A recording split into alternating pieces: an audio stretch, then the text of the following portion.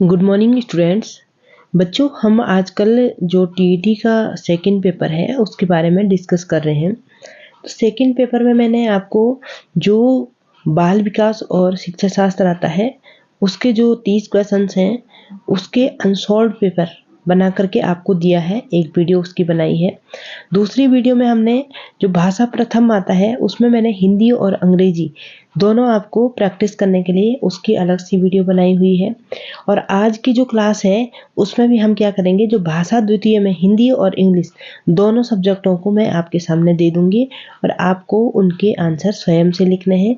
ये आपके लिए एक प्रैक्टिस सेट के तौर पे है। इससे आपको आगे जो आने वाले एग्जाम्स हैं उनमें काफ़ी मदद मिलेगी। इससे आपको पैटर्न भी पता चल जाएगा और आपके पास ढेर सारे क्वेश्चंस भी अवेलेबल हो जाएंगे। तो क्वेश्चन नंबर 61 देखते हैं, भाषा द्वितीय हिंदी का क्वेश्चन नंबर 61 देखिए। भाषा की कक्षा में कौन सी शिक्षण युक्ति सबसे कम प्रभावी होती है? तो इसके जो 4 ऑप्शन दिए हुए हैं इसमें से आपको बताना है कि कौन सा ऑप्शन बिल्कुल सही होगा। और इनके जो आंसर्स हैं, इनके आंसर्स के लिए आप या तो आप कमेंट में इनके आंसर लिख दीजिए, मैं आपको चेक करके बता दूंगी कि आपने सही लिखा है या गलत लिखा है। या फिर आपके पास जो भी बुक अवेलेबल है वहाँ भी आपको ये क्वेश्चन मिल जाएंगे, वहाँ से भी आप अपने आंसर को चेक कर सकते हैं कि आपने सही किया है या गलत किया है। ठीक है, तो सेकंड 62 वाला क्वेश्चन देखिए, भाषा शिक्षण में पाठ्य पुस्तक। तो भाषा शिक्षण में जो पाठ्य पुस्तक होती है उसका क्या रोल होता है? वह साध्य है, साधन है, अनावश्यक है या एकमात्र संसाधन है? तो इन चारों में से आपको राइट आंसर पे टिक करना है। क्वेश्चन नंबर 63 देखिए, भाषा के अभिव्यक्तात्मक कौशल। तो भाषा के जो कौशल होते हैं वो क्या क्या होते हैं? बोलना लिखना होता है, पढ़ना लिखना होता है, सुनना पढ़ना होता है या सुनना बोलना होता है। तो जो भी राइट आंसर है वो आप लिखेंगे। इस अनसॉल्व्ड पेपर को देने का आपको यह आशय है कि आप इसको लिमिटेड टाइम में पूरा करेंगे और आपको पता चलेगा कि आप इतने टाइम में पूरा प्रश्न पत्र हल कर पा रहे हैं या नहीं कर पा रहे हैं। क्वेश्चन नंबर 64 देखेंगे, भाषा अर्जन में महत्वपूर्ण है। तो भाषा अर्जन में महत्वपूर्ण क्या होता है? पाठ्य पुस्तक होती है, भाषा का शिक्षक होता है, भाषा के विभिन्न रूपों का प्रयोग होता है या भाषा का व्याकरण होता है। क्वेश्चन नंबर 65 देखेंगे, नासिकेतोपाख्यान के रचयिता हैं। तो नासिकेतोपाख्यान किसने लिखा हुआ है? यह आप अपनी कॉपी में लिखेंगे। क्वेश्चन नंबर 66 देखिए, सौ तथा सौ वर्णों को उच्चारण स्थान के अनुसार क्रमानुसार कहा गया है। तो सौ और सौ को क्या क्या उच्चारण दिया जाता है वह आपको पता होगा और आपने इसको अपनी कॉपी में लिखना है। उसके बाद हम आते हैं क्वेश्चन नंबर 67 की ओर। क्वेश्चन नंबर 67 आपके सामने एक गद्यांश है। ये देखिए, एक गद्यांश आपको दिया हुआ है। इस गद्यांश को आपने पढ़ना है और इसे पढ़ करके जो भी इससे रिलेटेड क्वेश्चन होते हैं उनको आपने सॉल्व करना है। यह भी आपके पास परीक्षा में पैटर्न आता है। यह रियल क्वेश्चन पेपर है। देखो, क्वेश्चन नंबर 67 है, समाज, राजनीति, अर्थनीति, विज्ञान और संस्कृति क्रमशः प्रतीक है। तो आप जब इस गद्यांश को पढ़ेंगे तो आपको इनके आंसर यहीं से मिल जाएंगे। दूसरा है, आर्थिक विकास और वैज्ञानिक उन्नति के बावजूद हमारा विकास अधूरा है। जब तक क्या पूरा न हो वह आपने इस गद्यांश से निकाल के देखना है। 69 वाला क्वेश्चन देखेंगे, गुलाब की खेती से लेखक का तात्पर्य है। तो गुलाब की खेती से लेखक का क्या तात्पर्य है? आप गद्यांश पढ़िए। सांस्कृतिक उद्यान में सर्वाधिक उत्तरदायी है। तो सांस्कृतिक उद्यान में सबसे ज्यादा उत्तरदायी क्या होता है वह आप देखेंगे। निम्नलिखित वाक्य में प्रविशेषण है, अत्यंत ऊंचे महल पर हंस बैठा है। तो प्रविशेषण क्या होता है यह आपको पता होगा और इसमें से आपने प्रविशेषण बताना है।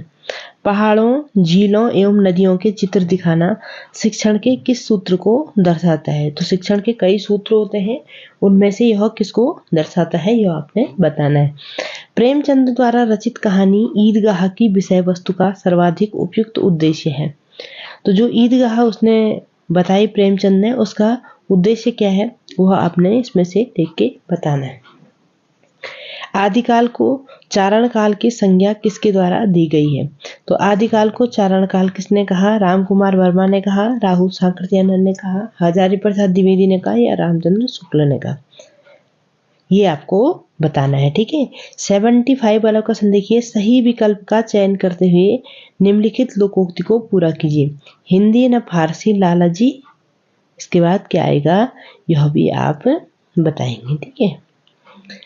क्वेश्चन नंबर 76 देखिए, जो किसी बात या उक्ति को तुरंत सोच ले उसके लिए एक शब्द क्या आता है।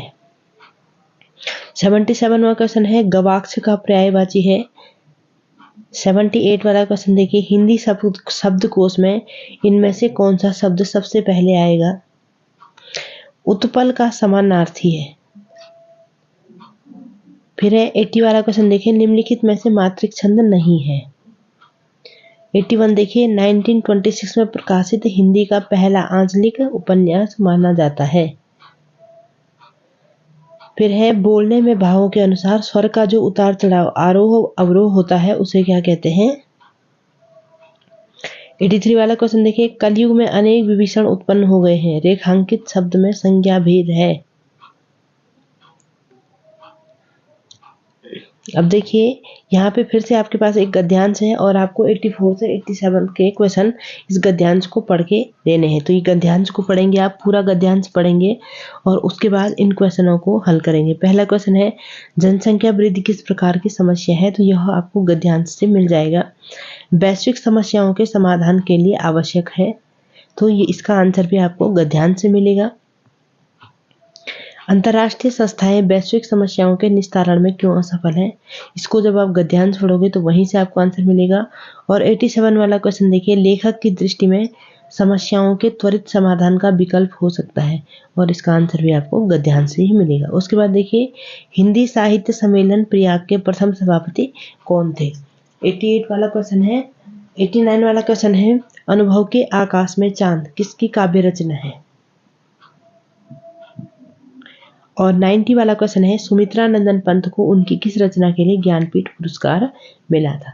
तो यह है आपका द्वितीय प्रश्न पत्र। द्वितीय प्रश्न पत्र हिंदी और इंग्लिश दोनों आएंगे आपके पास, आपने उनमें से एक चुनना है। अगर आपने प्रथम भाषा हिंदी चुन ली है तो द्वितीय भाषा आपको इंग्लिश चुननी है। लेकिन यहाँ पे मैं आपको द्वितीय भाषा हिंदी और इंग्लिश दोनों बता रही हूँ, जिससे आपको प्रैक्टिस करने के लिए एक पेपर मिल जाए और आप अपनी प्रैक्टिस को अच्छे से आगे बढ़ा सकें, ठीक है।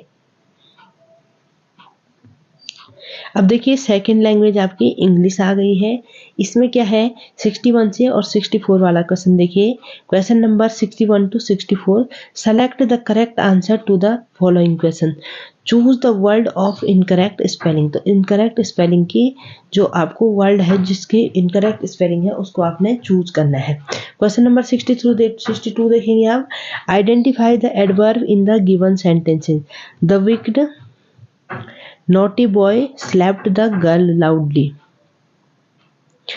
63 वाला क्वेश्चन देखिए, select correct one word to substitute the underlined part of the following sentences. The devil is not be seen with human eyes. 64 देखिए, choose the correct word order. Correct word order choose करना है।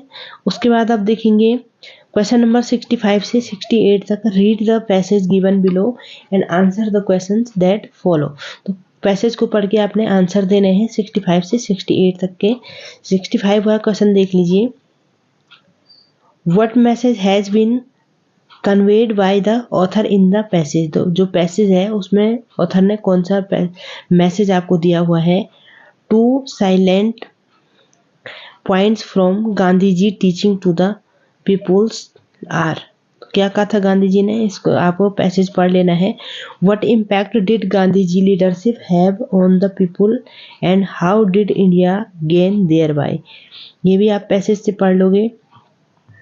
Question number 68 देखिए, what sorry state of affairs is prevailing in the country today.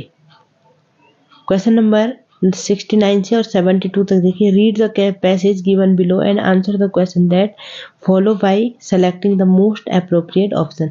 फिर से आपको passage पढ़ना है और उससे रिलेटेड क्वेश्चन को करना है 69 से 72 तक। तो क्वेश्चन देखिए, 69 वाला क्वेश्चन देखिए, in self directed learning an individual तो इसमें क्या आएगा यह आप पैसेज पढ़ के देख लेंगे। There is need for self directed learning because, इसको भी आप जब पैसेज पढ़ोगे तो आपको आंसर आ जाएगा। The modern environment according to the author is, क्या होता है। और 72 है the synonym of the word diagnosing is, ये आप ढूंढ लेंगे। 73 वाला क्वेश्चन देखिए, which one of the following choices is consisted of a perfect language slot. Question number 74 देखिए, in the content text of pupils learning difficulties which one of the following is not a learning difficulties। 75 वाला question देखेंगे, the basic purpose of mid term assessment is, फिर है taxonomy of educational objectives is not related to which one of the following. फिर है the structural approach in teaching English correlates between. Question number 78 देखेंगे, teaching skills are developed by using, जो भी है इनमें से राइट आंसर वो आप लिख लेंगे। ठीक है, डायरेक्शन देखिए 679 से और 81 के लिए, choose the correct pronoun to complete the sentence. The bubble burst, the gates made, फिर फिल इन द ब्लैंक्स है मैरी है। द जापानीज फीड, फिर बीच में फिल इन द ब्लैंक्स है चीफली ऑन राइस। फिर डायरेक्शन है 82 से 84 तक, चूज द करेक्ट ऑक्सिलरी और modal verb out of the given alternatives. When, फिर आप यहाँ पे फिल इन द ब्लैंक्स भरोगे, वी सी यू अगेन। 83 है यू, फिर फिल इन द ब्लैंक्स है improve your spelling and pronunciation. फिर 84 है आई, फिर आपको फिल इन द ब्लैंक्स भरना है live there when I was a boy. Question number 85 और 87 देखिए, 85 से 87, select the correct antonyms. Antonyms मतलब होता है opposite of meaning of the following. India got freedom on August 15, 1947। ठीक है, फिर है we must accept good wishes of your elders. Hindu teachers gave us important assignment today. Hindi teachers, 87 में question देखिए, Hindi teacher gave us important assignment today. फिर है in question 88, select the most appropriate word to fill in the blanks in the given sentences. The story that the traveller, फिर यहाँ पे fill in the blanks बनना है was very interesting. फिर देखिए question number 89 और 90, in question 89 and 90 select the word with correct spellings for filling in the blanks in the following sentences. Please give me, यहाँ पे आपने फिल इन द ब्लैंक्स बनना of white paper. फिर है my friend and I have, फिर यहाँ पे भरेंगे और फिर लिखेंगे हॉबीज। तो ये था आपका लैंग्वेज सेकंड का पेपर। लैंग्वेज सेकंड में मैंने हिंदी और इंग्लिश दोनों का पेपर आपको प्रोवाइड करा दिया है। ये प्रैक्टिस सेट आपको अपने आप से सॉल्व करना है और इसको सॉल्व करने के बाद आपने देखना है कि आपने किसको कितने मिनट में सॉल्व किया है।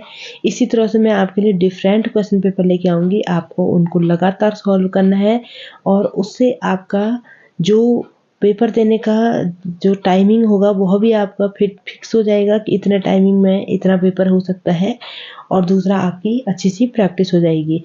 क्योंकि जो बुक्स होती है उसमें क्वेश्चन थोड़ा अलग से होते हैं, जबकि जो पेपर्स रियल पेपर है जो आपके सामने उसके क्वेश्चन थोड़ा हट के होते हैं। तो लगातार इन पेपरों को सॉल्व करते रहिए जो भी पेपर मैं आपके लिए लेके आ रही हूँ, और इससे आपकी तैयारी और भी बेटर हो जाएगी। तो आज के लिए इतना ही क्लासेस। कल की क्लास में मैं इसका जो मैथ्स एंड साइंस का पोर्शन बच गया है उसको लेकर के आऊँगी, और फिर कल की वीडियो में हम इस पेपर को कंप्लीट कर लेंगे। और अगर आप कहेंगे तो मैं इन सबको एक ही वीडियो में डाल के आपके लिए प्रोवाइड करा दूंगी। ठीक है, थैंक यू क्लासेस।